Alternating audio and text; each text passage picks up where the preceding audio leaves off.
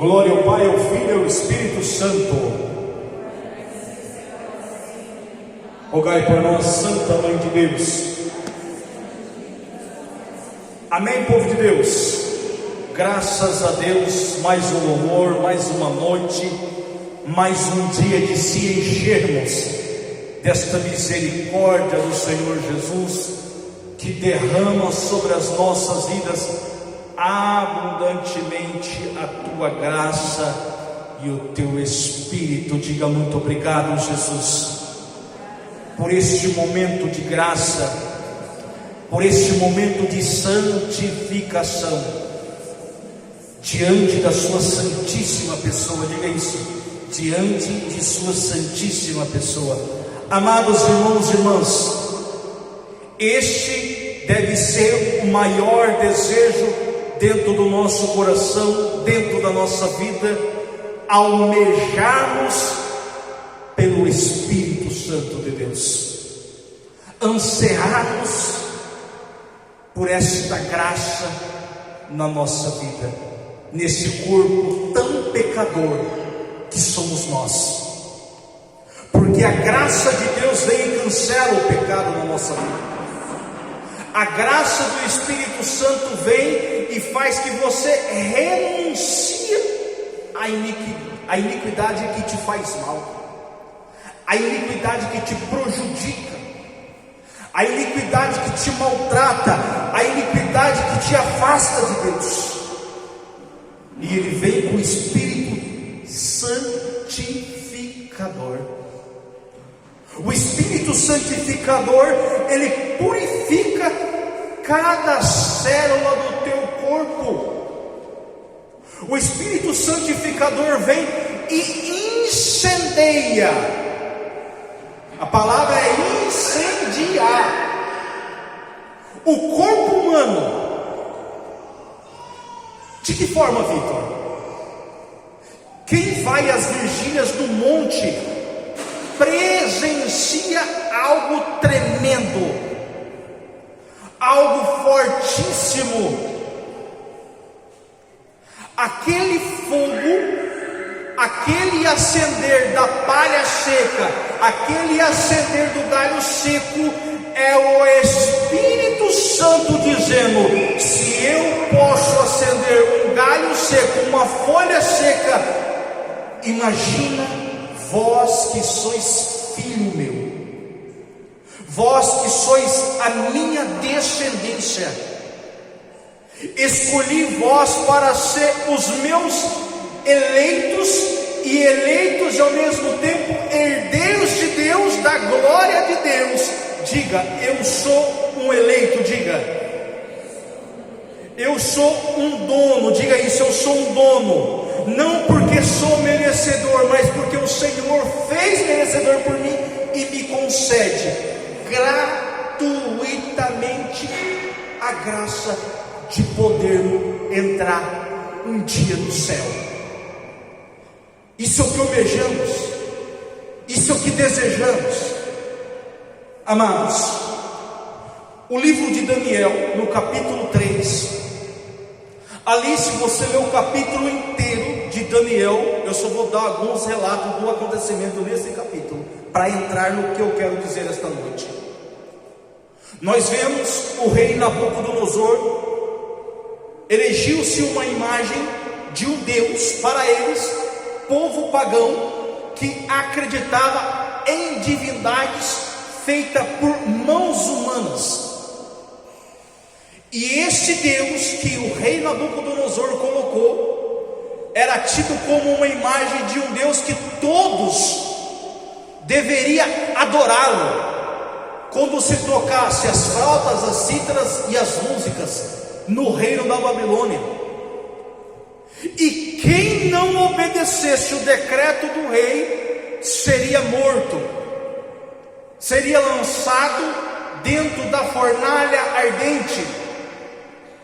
O homem e a mulher, quando tem a esperança, quando tem o amor, quando tem o temor ao Senhor, ele não se prostra diante de uma dificuldade, ele levanta a tua cabeça e olha a tua fortaleza, porque a nossa fortaleza é o Senhor.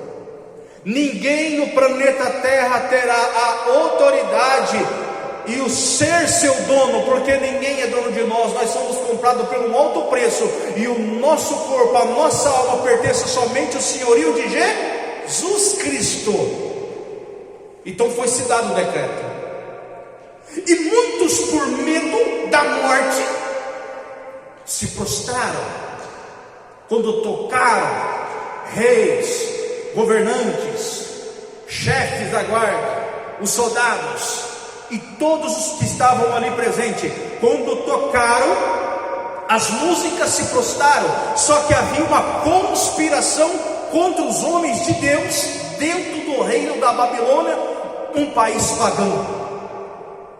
E pelo ódio da inveja, pelo ódio da inimizade entre um Deus e deuses, porque nós cremos no Deus único, o Deus verdadeiro, Sidraque, Misaque e Abednego não se prostrou.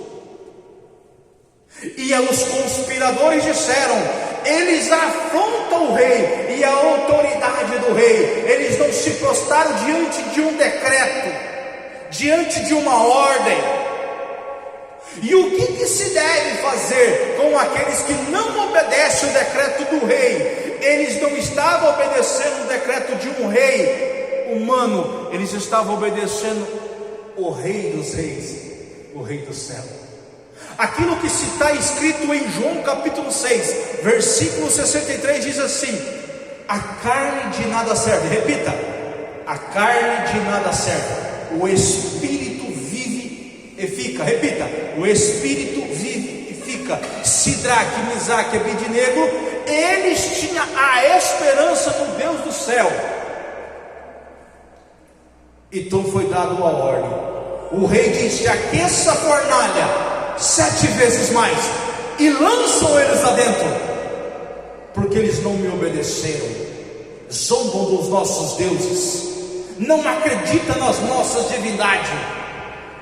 Este decreto foi dito, e então os 3 soldados pegou os 3 homens de Deus e foram até a fornalha. Só que quando lançaram Sidraque, Misaque e Abednego dentro da fornalha, que foi acesa 7 vezes mais para queimar Sidraque e Abednego, Deus guardou Sidraque, Misaque e Abednego e matou os 3 guardas que lançaram eles lá dentro. E Sidraque, Misaque e Abednego louvavam, glorificavam o nome do Senhor no meio das chamas,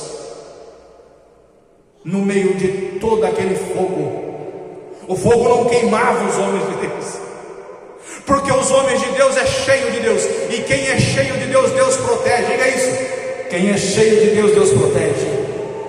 Mas o que eu quero dizer para você, meu amado irmão, com isto? Hoje, a leitura ao qual a nossa igreja vive e proclama, apostólica romana, ela diz na primeira carta, melhor, na segunda carta a Pedro. Se você está com a Bíblia e queira acompanhar comigo, eu uso agora a liturgia diária da Canção Nova. Então às vezes algumas palavras vai mudar, algumas letras, mas o significado é o mesmo. Às vezes pode bater também com a tradução que eu estou, mas a palavra é a mesma. Segundo Pedro capítulo 3 versículo 12. Preste muita atenção nisto: esperai com anseio a vinda do dia de Deus, quando os céus em chama se vão derreter e os elementos consumidos pelo fogo se fundirão. Entenda bem isto: esperais com anseio a vinda do dia do Deus Todo-Poderoso. É importante entender aqui: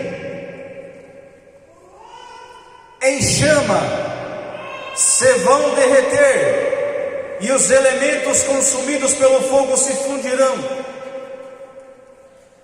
A Bíblia diz, na mesma carta a Pedro, que a terra ao qual vivemos hoje, no mesmo capítulo 3 de Pedro, diz que esta terra que foi inundada na água está sendo reservada para esse grande e glorioso dia do Senhor. Em chamas se vão derreter. Quando o Senhor do alto do céu, da terra, começar a enviar lavaredas de fogo. O livro de Josué, capítulo 10, na luta contra os 4 reinos. Preste muita atenção nisso. Josué, com o exército hebreu, lutava contra 4 reis. E o dia já estava se findando, estava se escurecendo, e tinha muitos soldados filisteus em pé ainda. A ordem do Deus dos exércitos era passar todos ao fio da espada, não era para ficar nenhum vivo, era para matar todos, porque acreditavam em deuses pagãos, faziam sacrifícios humanos e odiava o Deus de Israel. No Antigo Testamento era olho por olho, dente por dente, e Deus combatia em favor daqueles que o adoravam e tinha Ele como Senhor e o único Salvador. Então Deus começou a mandar fogo do céu para combater em favor de Josué e em favor do povo hebreu. Entenda uma coisa: Josué disse: sol, fixa no seu lugar, neste lugar, não se mova, até que sejam passados ao fio das espadas todos os nossos inimigos. O sol parou, Deus mandou fogo do céu para matar todos os idólatras que acreditavam em falsos deuses e que odiavam o Deus de Israel e odiavam os hebreus. Deus só vai ter misericórdia daqueles que verdadeiramente acreditam no seu soberano nome. E o que nós estamos fazendo aqui hoje é revestindo da graça desse Deus, para que quando, da mesma forma que Sidraque, Misaque e Abednego foi lançado na fornalha, que quando esse glorioso dia do Senhor irá acontecer no planeta Terra, mas que nós não estaremos aqui, porque o Senhor disse que levaria com Ele todos aqueles que estivessem na sua presença em santidade, castidade, perseverança, busca, consagração diante do Senhor, temor ao Senhor, porque tudo será derretido, tudo será consumido, o elemento da terra e o céu se encontrarão um com o outro e se derreterão, porque a Bíblia está dizendo: chamas vão se derreter e os elementos se consumidos pelo fogo e se fundirão, se encontrarão aquilo que estarei queimando, aquilo que vai estar queimando, porque Deus quer fazer um novo céu e uma nova terra.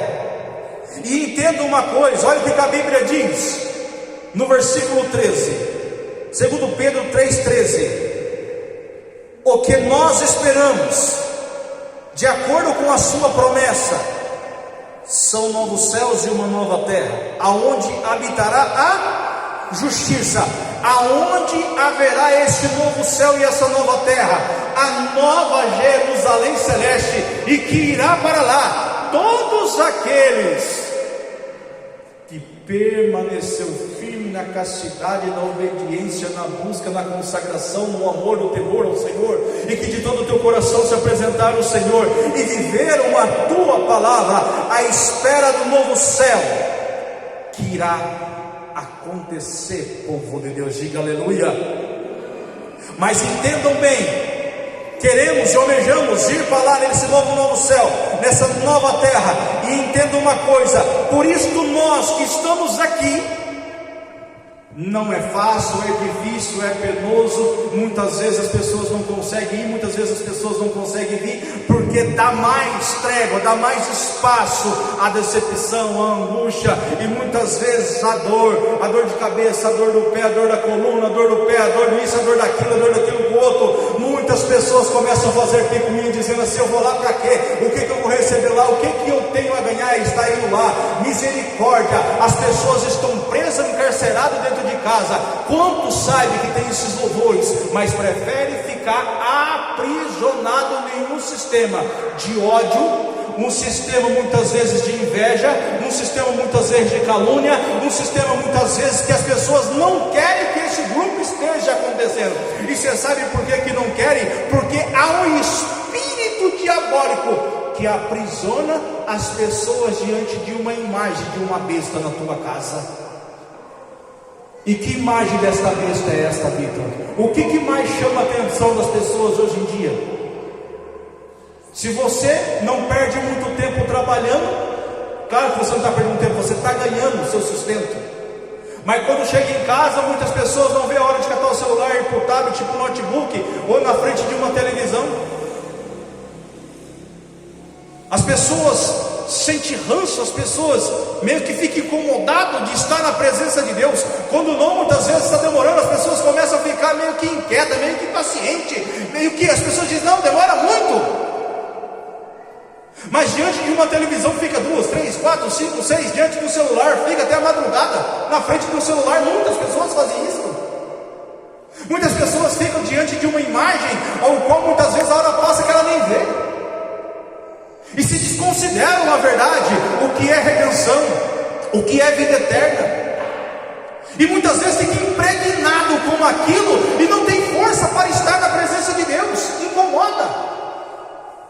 Porque a pessoa já não se sente beneficiada com aquilo que Deus tem a dar. Entenda uma coisa: se eu não sinto Deus, se eu não sou privilegiado por Deus, se eu não estou na presença de Deus, se eu não tenho o prazer de estar na presença de Deus, eu não sou digno de ir para o céu. Porque o céu só é santidade, o céu só é amor, o céu só é misericórdia, e é para lá que eu desejo, e é para lá que eu desejo ir. Então entenda uma coisa: minha alma, minha mente, meu coração, todo o meu ser tem que estar inteiramente voltado à santíssima pessoa do Senhor. Por isso, nesse mundo, segundo o que diz Pedro aqui, no versículo 14 de 2 Pedro 3, diz: caríssimo, vivendo nessa esperança, esforçamos para que Ele vos encontre numa vida pura e sem mancha e em paz. Eu te faço uma pergunta, amados. Pelas pessoas que você conhece, pelas notícias que você escuta, pela vida muitas vezes que nós estamos levando nesse mundo, eu te faço uma pergunta: você está vendo pessoas vivendo, meu amado irmão, irmã, a esperança? Que esperança é essa? É a vinda gloriosa do nosso Senhor e Salvador Jesus Cristo. O povo não estão parando para ver os sinais.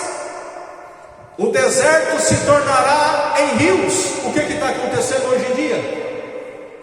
As pessoas antigamente andavam milhares de quilômetros e não achavam nada d'água. Hoje o deserto de Saara, hoje muitos desertos por aí estão jorrando água. E muitos estão se perguntando por quê. A Bíblia está dizendo que o deserto, nos grandes, gloriosos dias do Senhor, não é o fim do mundo, mas tudo é um alerta para que a sociedade, a humanidade abrisse os olhos, abrisse os ouvidos para escutar o Senhor. Mas o povo leva como que um comportamento normal, como algo que aconteceu porque tinha de acontecer. Fecha, tampa os seus olhos, tampa os seus ouvidos e não estão nem aí pelo que o Senhor está dizendo. Fala por do lado assim: se você não for inteiramente do Senhor, você será queimado pelo fogo. Você sabe qual é o pior de tudo, meus amados irmãos e irmãs? Que este fogo que virá sobre o planeta Terra, não é que ele vai queimar de arder. Não é aquele fogo de queimar de arder, que fica pegando fogo assim, as pessoas ficam como se queima uma queimadura que fica ardendo. A Bíblia diz que é um ranger de dente que não passa. É a ausência da presença daquele que é santo.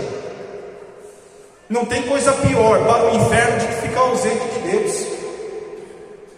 Segundo os entendidos estudiosos, a última purificação de sair do purgatório para ir para o céu é a pessoa começa a ficar ali ansiosa para ser transferida, porque a alma dele anseia pelo Criador da transferência do purgatório para o céu, porque a partir do momento que você for lançado no inferno, ali você ficará eternamente. Mas no momento de purificação, de sair do purgatório, aonde você está totalmente no estado de purificação, onde você está merdeando e aonde você está totalmente purificado, pronto e ansioso para ir junto do Criador, esperando que alguém aqui na terra coloca numa santa missa, reza pela alma e para que seja transferida no lugar aonde será um lugar de paz, aonde não haverá choro nem ranger de dente, o novo céu e a nova terra. Por isso que fazemos o que estamos fazendo aqui. Você acha que é comum não sentir vontade de rezar? Você acha que é comum as pessoas falar: hoje eu não vou não sentir aquele desejo? Você acha que isso é comum? A minha alma anseia e deseja por estar na presença de Deus, para que meu corpo cada vez mais se santifique, para que eu seja digno de entrar na presença do Santo do Santo. Por isso que a Bíblia está dizendo aqui para nós, no versículo 15: considerai também como salvação e longanimidade de nosso. Essa longanimidade do nosso Senhor, porém, será um período longo na terra ao qual nós estamos passando. Você pode analisar e perceber que hoje eu estava assim, parando, meditando um pouco a duração do ser humano no planeta Terra, né? Nós achamos assim que demora demais, ou até quando passaremos por esta vida, ou até quando estaremos aqui, porque nós estamos aqui passando um período. Nós não ficaremos aqui para a semente, um dia partiremos, pois a Bíblia diz ali no Salmo, aqui eu não vou citar o versículo, mas vou citar o capítulo, vai estar no Salmo 89 e no Salmo 90, a frase ao qual eu vou estar dizendo aqui. Diz assim o Salmo: vós fazei voltar o pó todo mortal, quando dizei, voltai ao pó, filhos de Adão, pois 1000 anos para vós são como ontem, que a vigília de uma noite que passou.